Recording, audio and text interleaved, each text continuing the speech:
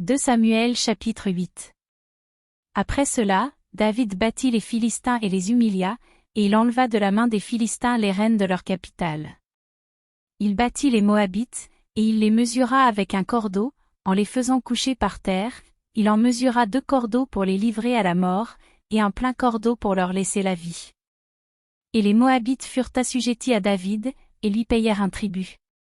David battit Hadadézé, fils de Rehob, roi de Tsoba, lorsqu'il alla rétablir sa domination sur le fleuve de l'Euphrate.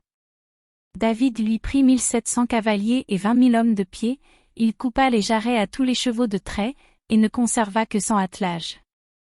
Les Syriens de Damas vinrent au secours d'Hadadézé, roi de Tsoba, et David battit 22 000 Syriens.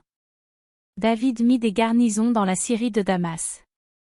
Et les Syriens furent assujettis à David, et lui payèrent un tribut. L'Éternel protégeait David partout où il allait. Et David prit les boucliers d'or qu'avaient les serviteurs d'Hadadézé, et les apporta à Jérusalem. Le roi David prit encore une grande quantité d'airain à Bétash et à Bérotaï, ville d'Hadadézé. Toï, roi de Hamath, apprit que David avait battu toute l'armée d'Hadadézé. Et il envoya Joram, son fils, vers le roi David, pour le saluer, et pour le féliciter d'avoir attaqué Hadadézé et de l'avoir battu.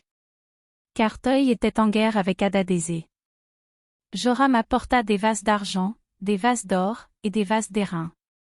Le roi David les consacra à l'Éternel, comme il avait déjà consacré l'argent et l'or pris sur toutes les nations qu'il avait vaincues. Sur la Syrie, sur Moab, sur les fils d'Ammon, sur les Philistins, sur Amalek, et sur le butin d'Hadadézé, fils de Rehob, roi de Tsoba. Au retour de sa victoire sur les Syriens, David se fit encore un nom, en battant dans la vallée du sel 18 000 Édomites. Il mit des garnisons dans Édom, il mit des garnisons dans tout Édom. Et tout Édom fut assujetti à David. L'Éternel protégeait David partout où il allait. David régna sur Israël, et il faisait droit et justice à tout son peuple. Joab, fils de Tseruja, commandait l'armée, Josaphat, fils d'Achilu, était archiviste. Sadok, fils d'Achitub, et Achimélec, fils d'Abiatar, était sacrificateur, Séraja était secrétaire. Benaja, fils de Jéhojada, était chef des Kérétiens et des Pélétiens, et les fils de David étaient ministres d'État.